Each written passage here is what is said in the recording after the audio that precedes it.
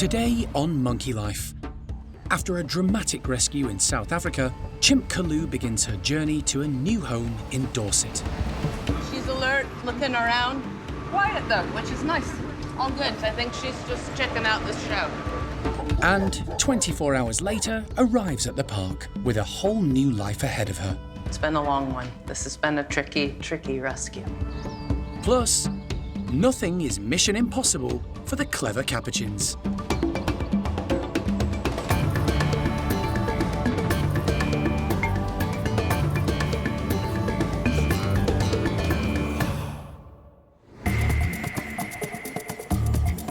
Monkey World in Dorset, buried deep in the English countryside, is the largest sanctuary of its kind on the planet. The team, led by Dr. Alison Cronin, rescue and rehabilitate abused and unwanted primates from all over the world. Everybody's well aware that they need to be looked after carefully. They should be okay. The park provides a home for more than 260 monkeys and apes from 24 different species.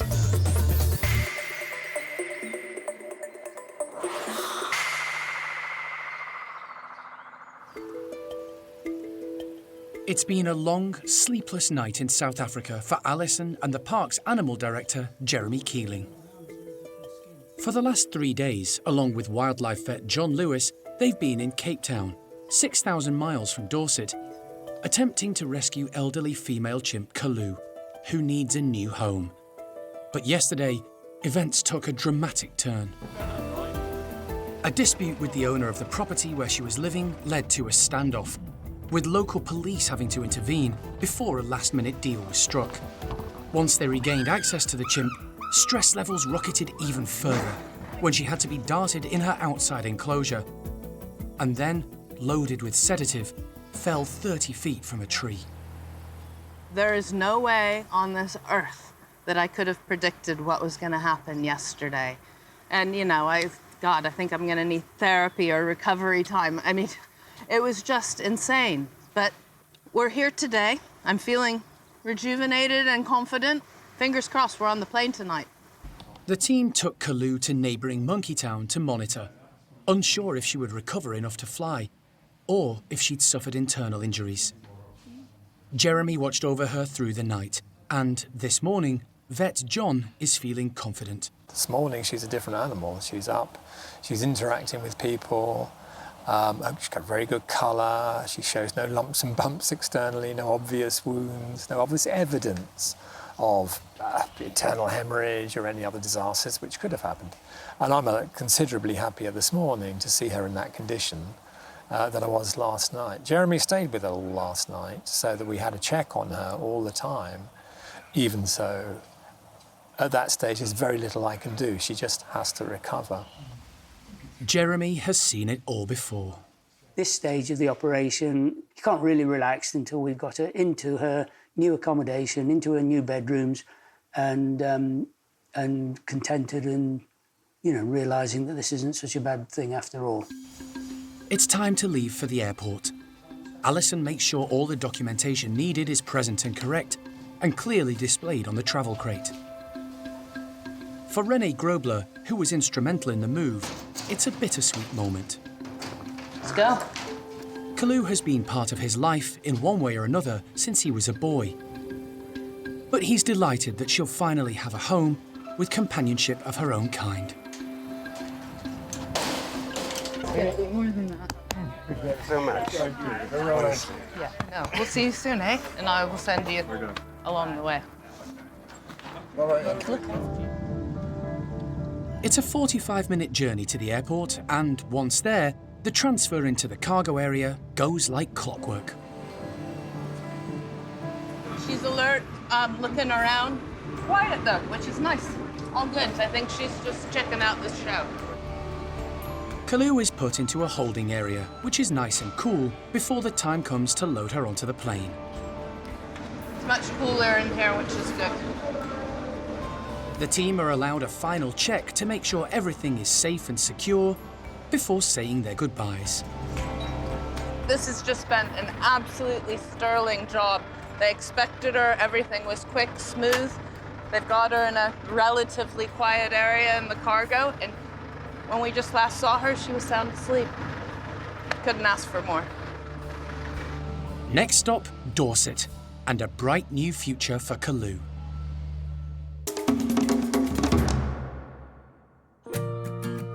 At the park, life's been a bit different for the chimps in Bart's group for the past week. The staff have been busy renovating their indoor playroom. And while work's been going on inside, most of the residents have remained outside. The pavilion was originally built almost 30 years ago. There've been regular improvements and alterations over the years, but it's now been given a full overhaul. Gone are the old wooden poles, replaced with robust steel supports, which are much easier for the staff to keep clean. And there are lots more hose walkways and hammocks to encourage the group to climb and keep active while indoors. It's massively important if we can keep them always thinking, always using all their muscles. So just the basic instinct of just climbing up to their bed will be using muscles that they need to be using just to make sure that they maintain a nice, healthy body. And the fact there's so much space, they don't always have to be rubbing shoulders with each other, especially during feed time. So there's plenty of opportunities for chimps to grab the food that they want and then make a quick getaway or find themselves a nice hidden spot where they can eat in peace. With the work complete and new bedding and fresh food scattered around, it's time to see what the group think of their new playroom. Cindy and Chatter lead the charge, with alpha male Bart close behind. The group are very excited. The combination of the new apparatus and the abundance of healthy tomatoes to eat makes for an enthusiastic response. The majority of the group have been at the park for many years and are used to things changing from time to time. But Toprish is new to all this and struggling to take it in. While most of the group run around like excited teenagers, she makes for the top of the climbing frame, looking slightly bewildered. She's progressed really well since arriving from Turkey last year, but every now and then, more established chimps can't resist the opportunity to wind her up. And today, it's Gamba.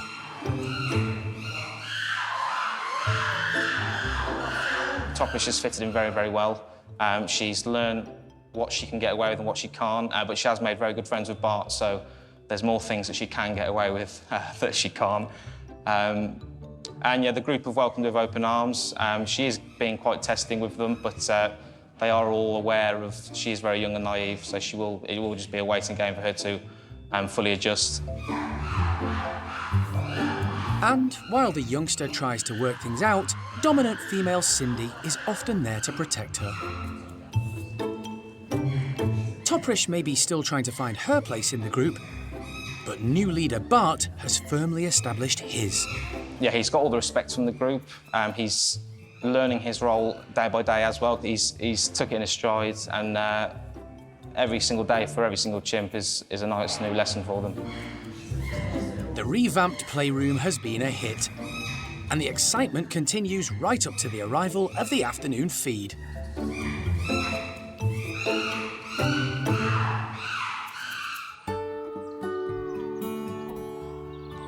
At the Stumpy house, the lovingly named Ugly Monkeys are in for a treat. Primate care staff member Toby is on a mission to keep the 8 members of the group fit and active. He's making the most of the autumn fall and covering their playroom in leaves. Suspended from hoses and around the playroom are barrels and buoys, and Toby's hiding their breakfast amongst them. It just gives them something different. Obviously, it looks different. There's lots of bugs and things in there. We've got some nuts in here as well for them to sort of forage for and find. So it just changes it up a bit for them, and it will last a few days, and hopefully it will encourage the stumpies to be nice and active and move around lots when they're foraging. When it comes to feeding time, the stumpies are unlike any other group at the park. With the stumpies, it's quite difficult to enrich them because, one, their motivation isn't as high as some of the others, and two, They eat most things, like the things we'd use to say the capuchins, like socks and pillowcases and rags and cardboard. Stumpies just eat that, so we have to be a bit more creative with what we give them. It has to be stumpy-proof. So we found that the bottles and the barrels are really good because they don't tend to chew them, but it also means they've got to work a bit. So they're not just walking around on the floor trying to picking up the food and then going and eating it. So just keeping them active, keeping them busy is good for them.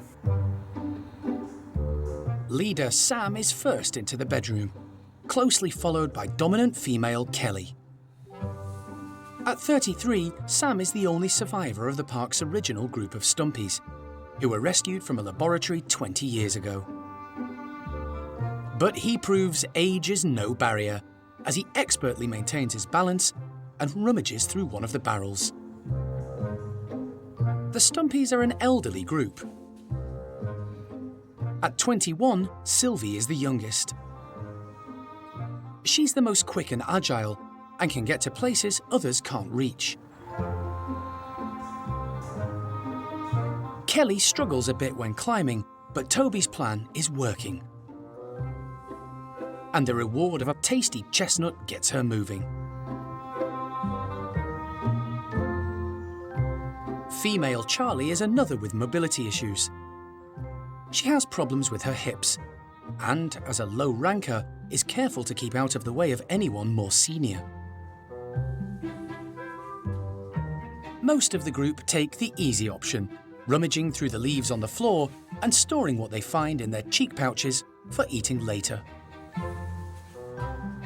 But there are two members conspicuous by their absence, and Toby has made provisions for them.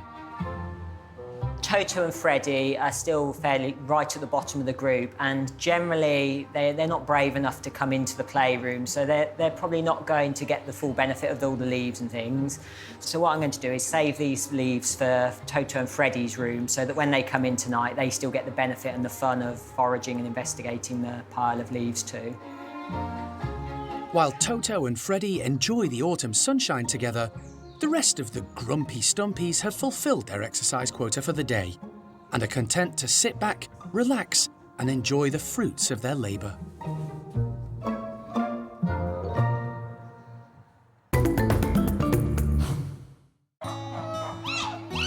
Feeding time for all the park's primates is a challenge for all the care team, who are constantly on the lookout for new and inventive ways to keep the animals busy, stimulated, and active. But while the stumpies, given the chance, will even try and eat the containers hiding their treats, the spider monkeys are a little more discerning. Today, Katie is putting old bedding to good use, stringing pillowcases up high in their enclosure.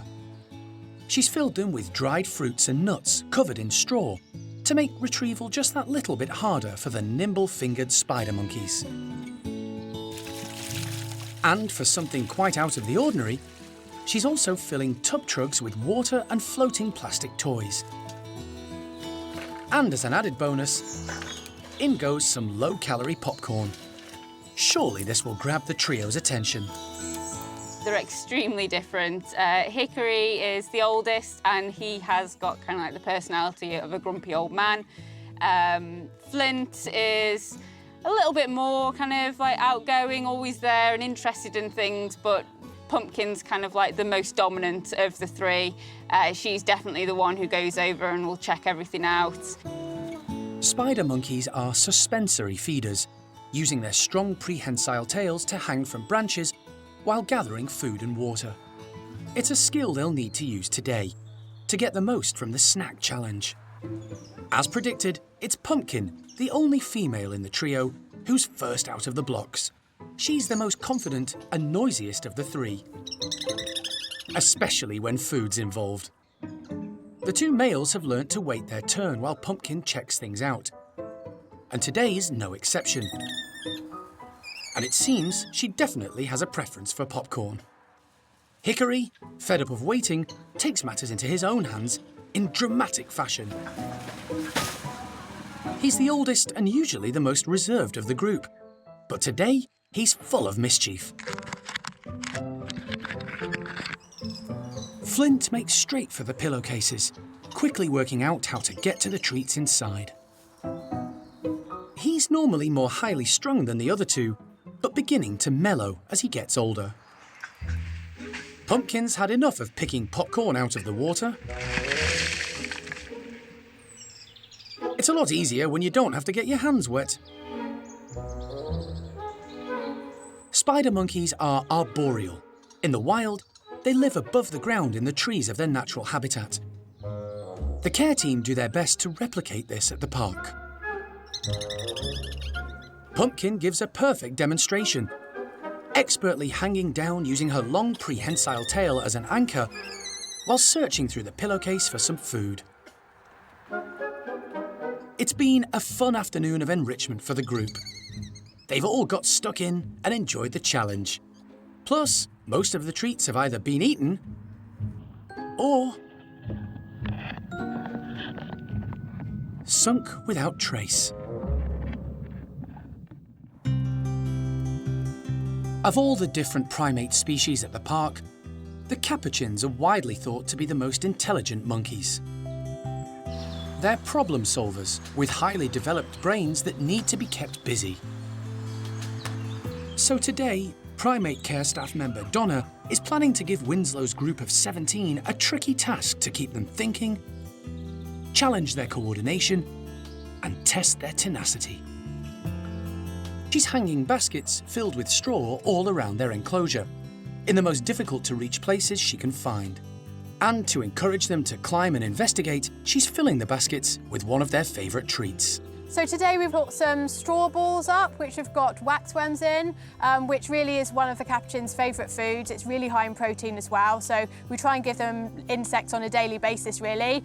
It also gets their muscles working as well. We've put them in places that are quite difficult to access. So yeah, they have to try and balance, lean, stretch down, which is all really good for their muscle tone as well. There are 3 males and 14 females in the group, all led by Winslow. Donna is hoping everyone will get involved in today's enrichment. The slide is opened, and it's the females who lead the way. Debbie is out first, followed by 2 of the highest-ranking ladies, Babe and Esther.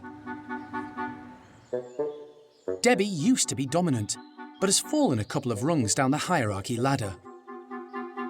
However, she's still a feisty and formidable female.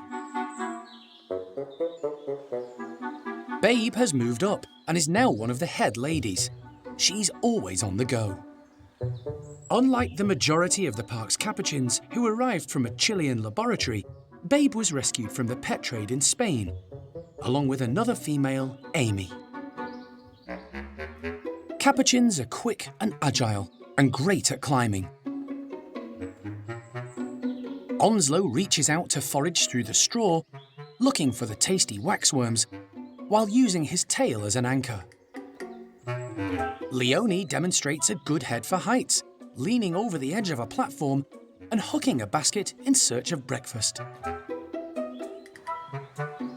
One of the youngest members of the group, Ruby, is also on the move.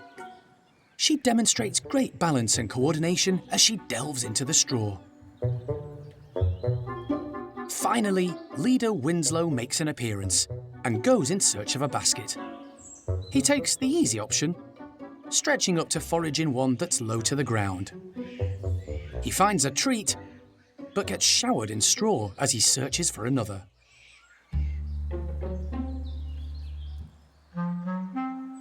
The clever capuchins make short work of the baskets, so the care team throw in something else to keep them occupied. Frozen passion fruit. It's something they haven't tasted in a while.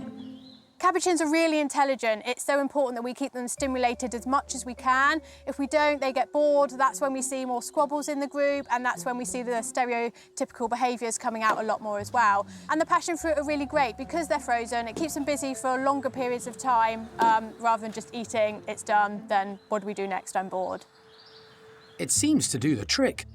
There's enough frozen fruit for everyone to get their teeth into. But leader Winslow opts for a grooming session from one of his ladies.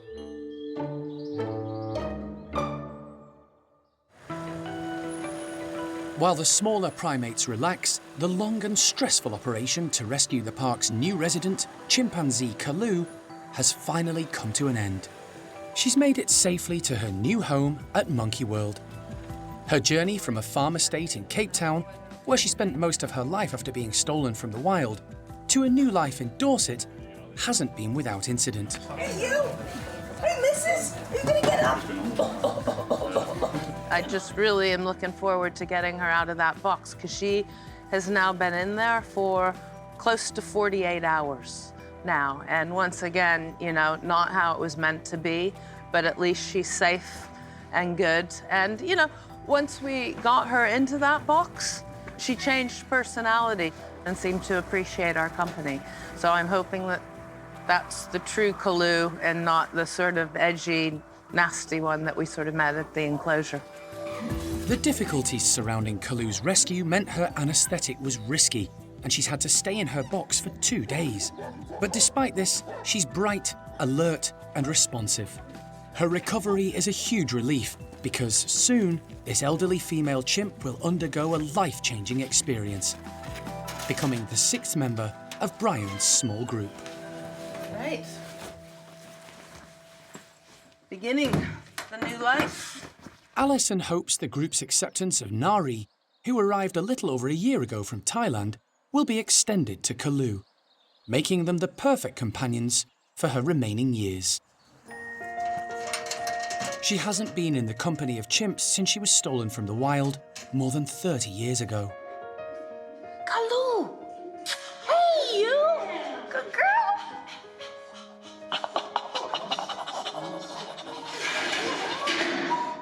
Introductions will take place slowly over time. For now, the troop are being kept outside while Kalu gets used to her new surroundings. Let's go! Alison's happy with how the chimp has settled after her long journey, but is concerned with Kalu's appearance. Well done. She's really skinny. She's lost a lot of condition. We don't know why. I'm gonna have to rely upon the primate care staff to just intensive care with her over the next couple of days and get to know her, but that's what they're great at. You know, it's possible that she has some greater problem that's caused the weight loss. We just don't know. I've got the bloods to send off for analysis now, and we just have to wait and see. But she's bright in herself. She looks good, her color's good. Really happy. It's been a long one. This has been a tricky, tricky rescue. The primate care team are keen to get their first proper look at the new arrival. They'll give Kalu a few days to settle in and make sure she's happy and eating well before considering introducing her to her new companions. For now, they're happy just to watch as Kalu gets to grips with her new life at the park.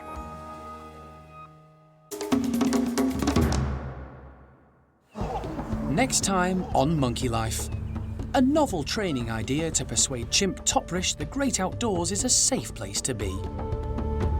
Good girl. Called Find the Red Dot. And don't mind if I do. Marmosets Reggie and Freya enjoy their grapes. A whole bunch.